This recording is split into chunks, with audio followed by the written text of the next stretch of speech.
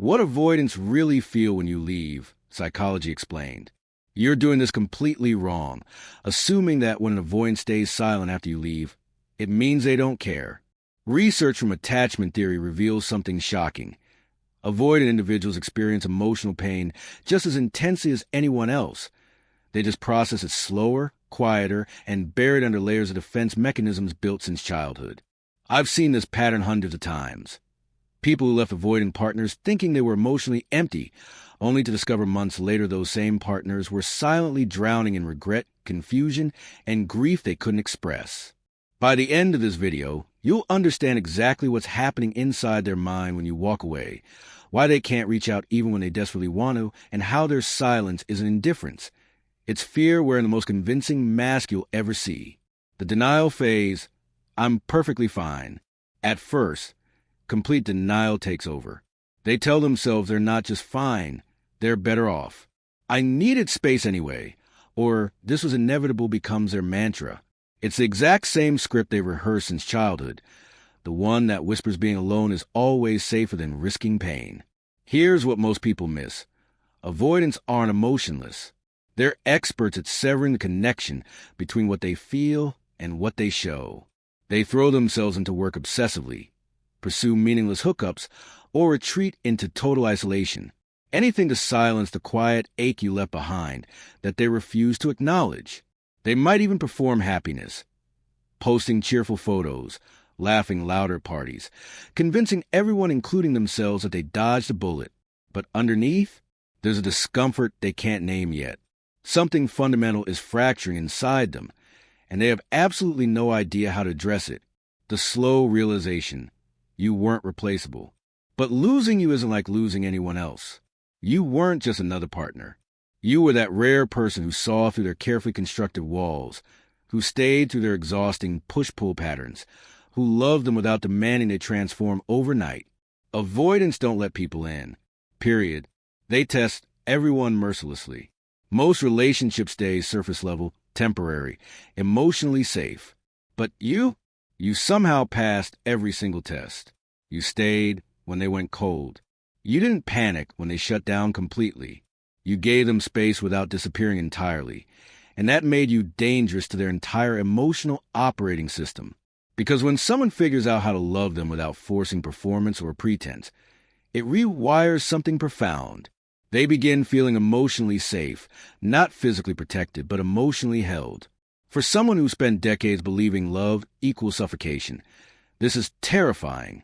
That connection leaves an imprint on their soul they don't recognize, is fading until weeks or months pass.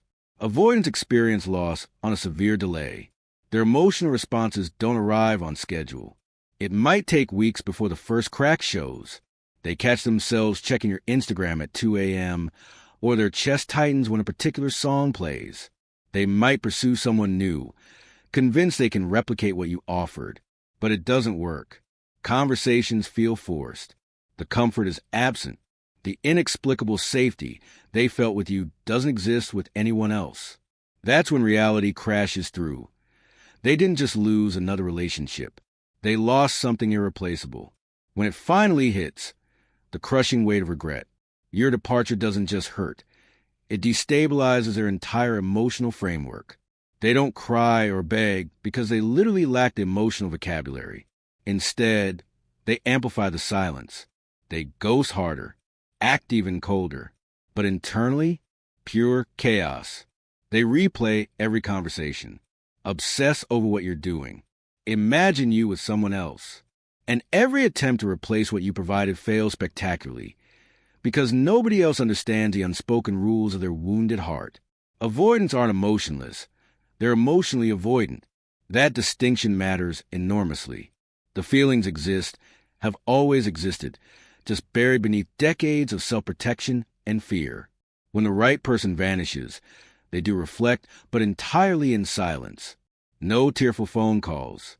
No venting sessions with friends. Just relentless, late-night thoughts they can't silence. They begin remembering specific moments. How you stayed patient when they pulled away without explanation. How you made them laugh when they felt completely numb. How you kept showing up despite every reason to leave. That's when the truth becomes unbearable. They didn't just lose someone who loved them. They lost someone who loved them in ways they never learned to receive. Someone who saw through every defense and chose to stay regardless. This realization builds gradually, but once it settles, it becomes permanent. Your absence doesn't fade. It echoes endlessly. The paralysis, why they stay silent. Here's where complexity deepens. Even recognizing their mistake, even carrying heavy regret, most still won't return. Not because they don't miss you, but because admitting I was wrong feels like standing naked before a hostile crowd. Vulnerability is their absolute kryptonite. So instead of honest text saying, I miss you, they send attached hey messages after 6 months of silence. Rather than apologizing, they subtly ask mutual friends about your life. They draft heartfelt messages and immediately delete them. They stare at your profile and quickly close the tab. They desperately hope you'll reach out first so they can avoid potential rejection. Their pride consistently screams louder than their pain, leaving them completely frozen. The longer they wait, the more convinced they become you've moved on, which conveniently becomes their justification for never trying. Missing you quietly feels infinitely safer than risking hearing no. What remains invisible to them? Your leaving wasn't a tragedy. Their pushing you away was. They didn't lose you accidentally. They lost you by deliberate design, their own emotional armor weaponized against the one person who could have softened it. The turning point that not everyone reaches. Some never wake up. They bury the regret deep, repeat identical patterns with new people, and years later wonder why every relationship feels hollow. They experience the pain, acknowledge the regret privately, then do absolutely nothing to change. The lesson remains unlearned.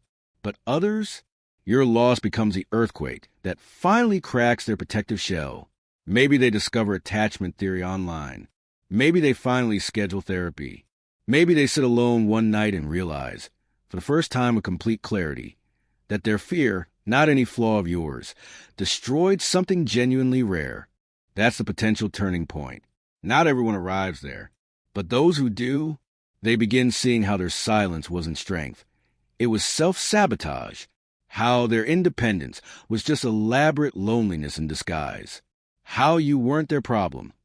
You were their mirror, reflecting what real love actually looks like, patient, steady, completely unshaken by their emotional storms. The tragedy? Avoidants confuse safety with distance. They genuinely believe keeping everyone at arm's length prevents pain. But reality works oppositely.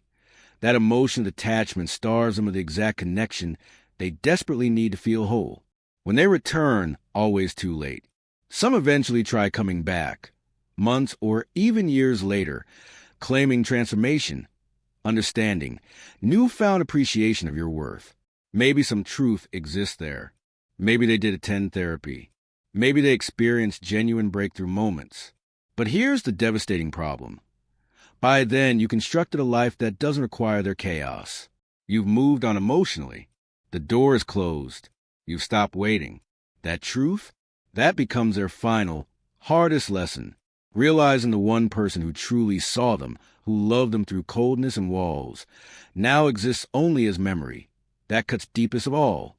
Love doesn't wait indefinitely. Healing doesn't rewind time.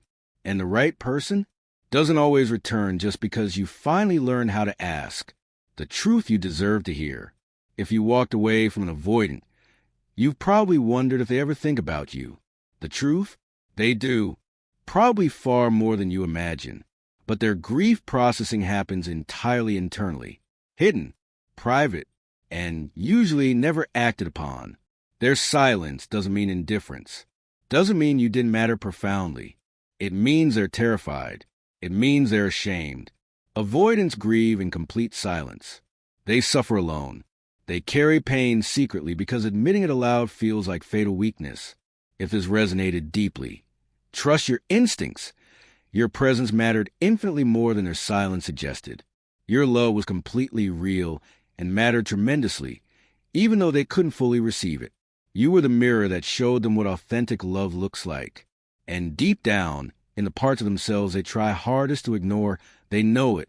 Hit like, subscribe, and share this with someone who walked away from an avoidant wondering if they were ever important. Drop a comment below if you've lived this. Your story might help someone else feel less alone. Until next time, protect your peace and always choose yourself first.